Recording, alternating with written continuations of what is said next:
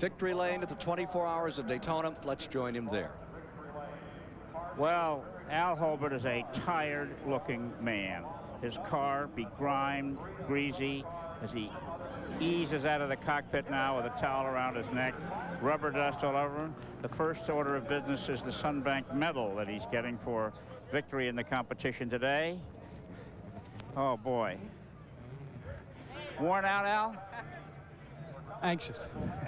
Here's Al Unser giving his co-driver a kiss. Where's your third man? Where's Derek Bell? Come on up here, Derek. Let's get a look at you here, Al. Are you surprised? Lord, am I surprised.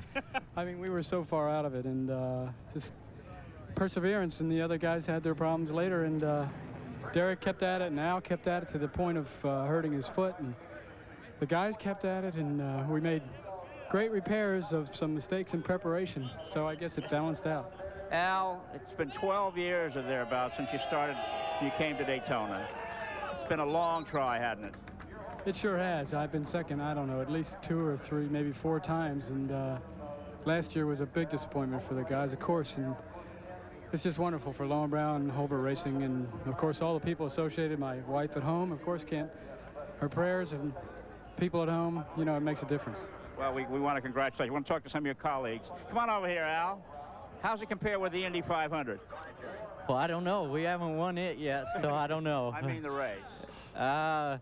There's really no comparison. There's so much more work here for a driver and for the crew and everything. It's so much work, and it's great. It's great to win. What about your feet? I understand that they gave you trouble partway through. Yeah, this morning my right leg from when I broke it in the IndyCar at Elkhart Lake in August, all the ligaments and everything didn't heal all the way, and come 10 o'clock this morning, it just finally gave out on me. But as far as last night and all that, it was fine. You were in the car when it quit out there on the track. What exactly happened? The throttle cable just broke. It just came up on the banking and stood on the gas, and the pedal just went to the floor and no engine. Okay, we'll be back in victory lane in a moment, but now let's go to my colleague Jerry Garrett with A.J. Foyt. Well, it looked like we had it locked, and then we lost it, and then we had it locked, and we lost it. So that's a 24-hour race. So Al Holbert knew that frustration last year, I guess. Well, yes, and the year before, you know, we run second, and it just, that's the breaks the game. So out of 4 races, I don't guess we can holler 2 firsts, 2 seconds. Well, teammate Arie Luyendyk, you did a lot of driving out there. The Flying Dutchman did okay. Yes, I enjoyed myself, and really have to say that I'm impressed by AJ. He did a fantastic job in the end, and I think he pulled us through to 2nd place. You know, the car was running beautiful all night. I enjoyed the night riding, and he just did a fantastic job in the end, but it was too bad the throttle stuck. Well, I'm sure we'll be seeing more of these drivers. Chris Economaki has more from Victory Circle. Okay, I'm down here with Derek Bell, who's being posed in various photographs.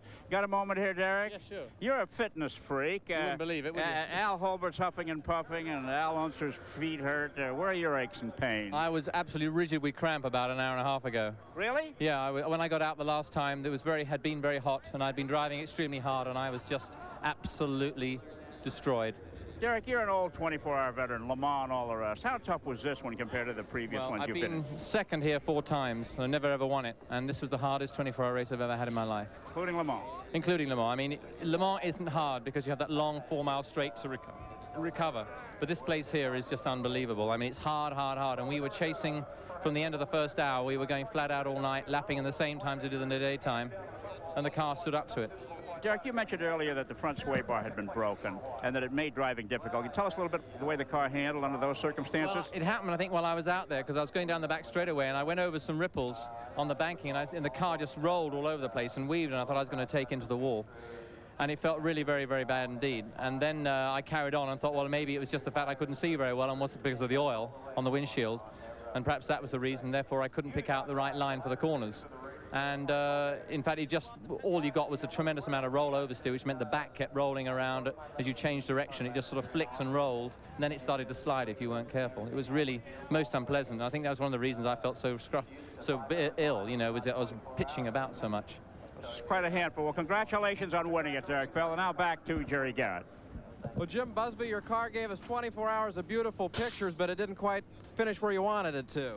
Well, we had some axle bolt problems. They kept backing out, but the team did a terrific job, and the tires held up great, and these guys here were terrific. I mean, I think we had all the ingredients. We just didn't have the luck. You thought you had second right there till the end. Looked like we were catching up, but we had a seat broken in the car. Jochen was being tossed around in the car so much he could just barely reach the brake pedal, so he finally just said, look, this is enough. For the want of a nail, a horse was lost, or war was lost. What do they say? Let's go back to Chris Economaki with more from Victory Circle. Well, we're in the crowd here working down to the Camel Light winner. We'll be having a word with him in just a moment, but just give me another 30 seconds, please.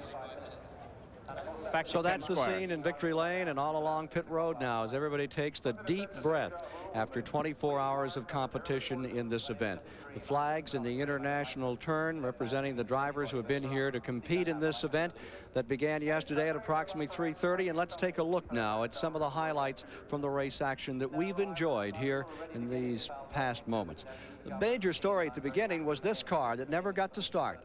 Set a record at 129 miles an hour, but the Hendrick Corvette had a transmission problem and was not among the 65 cars that came down to take the green flag and get this 24-hour race underway. Pouring into that first corner, always a hard moment for everyone trying to stay off everybody else. From the in-car camera, you see some of the early battling here. And pulling up, that was the number 67 right on the back of Al Holbert early on in the race. There you see the Jaguar at that time. Number 44 was running in second. The 14 was third.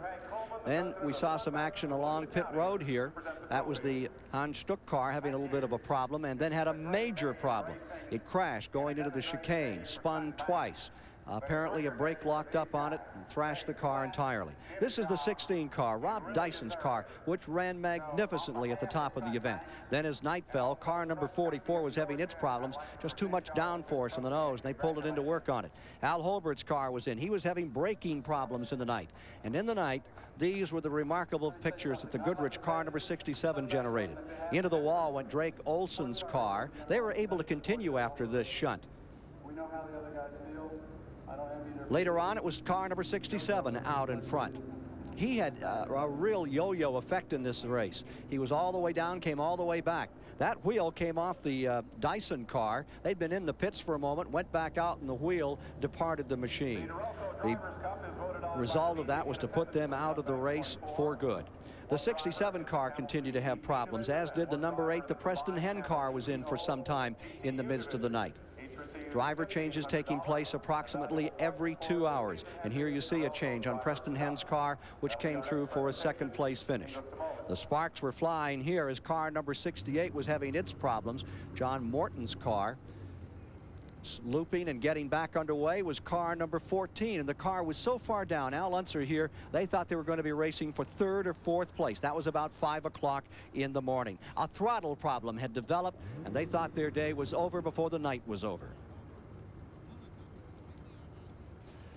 Well, there you see the scenes from Daytona. The race is over now. We'll be back with the final thoughts on this 1986 24-hour race here from Daytona in just a few minutes.